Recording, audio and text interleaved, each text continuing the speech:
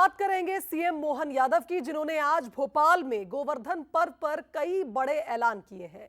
दूध उत्पादन पर सरकार अब ज्यादा बोनस देगी, साथ ही गौ माता के लिए अब गौ एम्बुलेंस की भी शुरुआत होगी।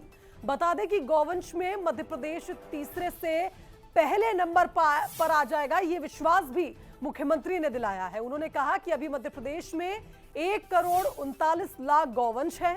2027 से पहले हम दुनिया में तीसरे नंबर के देश होंगे। गौवंश संरक्षण के लिए भी मुख्यमंत्री ने कई बातें बताई।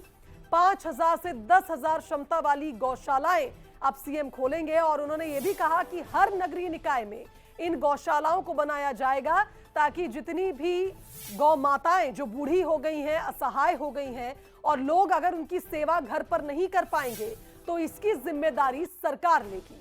गौपालकों के लिए क्रेडिट कार्ड बनवाए जाएंगे।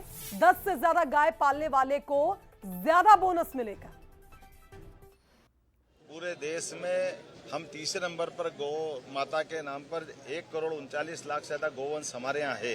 हम कोशिश कर रहे हैं कि जो दूध उत्पादन की क्षमता भी 9% हमारे है, इसको बढ़ा करके 20% तक ले जाएंगे।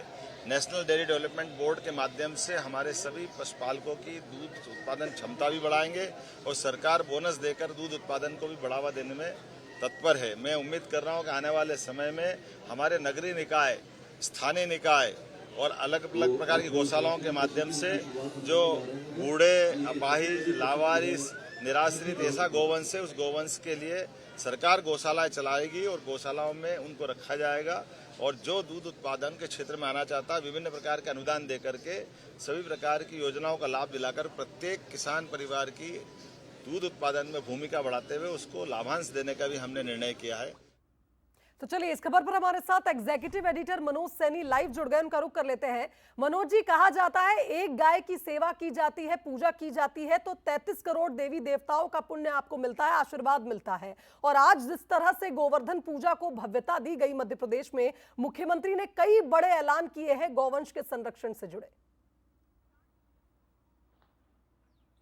बिल्कुल शुभांगी, देखिए, और इत्तेफाक है कि मैं भी ऐसे क्षेत्र में हूँ जहां गोवर्धन की बात हो रही है, जहां आज गोवर्धन पूजा हो रही है। आप देखिए तस्वीरें, चीजें बदली है लेकिन तस्वीरें आप देखिए, मैं इसलिए बात कर रहा हूँ, ये तस्वीरें इसलिए दिखा रहा हूँ कि वही खेती है, वही तमाम तरह की चीजें हैं, हरियाली है दूर दूर तक, और ये गौ संवर्धन से ही संभव हो सकता है। आज चीजें बदल रही है, धीरे धीरे कर लोग गौ से अपने आप को दूर कर रहे हैं, लेकिन मुख्यमंत्री डॉक्टर मोहन यादव यही चाहते हैं कि धीरे धीरे कर जो दौर एक भारत का रहा करता था, मध्य प्रदेश का रहा करता था, वो दिखाई दे। तो आज मुख्यमंत्री ने तमाम तरह की घोषणाएं की है।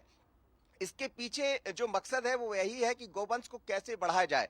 अभी देश भर में हम देखें तो तीसरे नंबर पर हैं गौवंश के मामले में, लेकिन कई बार हम देखते हैं कि सड़कों पर गौ दिखाई दे रही है, सवाल उठते हैं। पर मुख्यमंत्री ये चाहते हैं कि ना तो कांजी हाउस हो, बल्कि इस तरह की व्यवस्था हो जहां गायों को ठीक ढंग से रखा जा सके, और इसीलिए गाय को पालने वाले को अब गोपाल कहा जाएगा। और क्रेडिट कार्ड देने की योजना है जिसमें 20,000 तक का सरकार की तरफ से पैसा दिया जाएगा।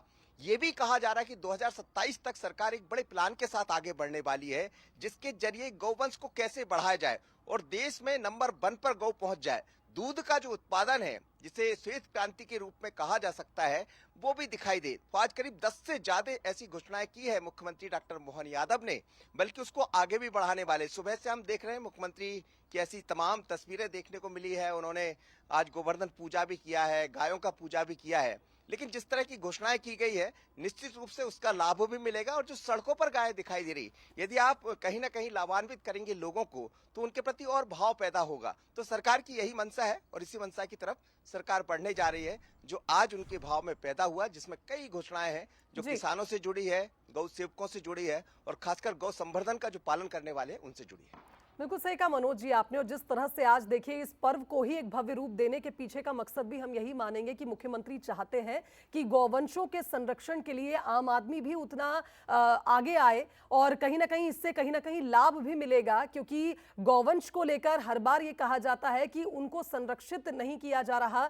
मवेशियों से आए दिन जिस तरह के एक्सीडेंट सड़कों पर होते, कहा जाता है कि गौ माता की उस तरह से सेवा नहीं की जाती जिस तरह से होनी चाहिए। तो कुल मिलाकर ये कहा जाए कि देखना होगा कि अब इस पहल से, मुख्यमंत्री के इस पहल से क्या कुछ फायदे आने वाले समय में देखने को मिलते हैं। बहुत शुक्रिया आपका तमाम बातचीत के लिए।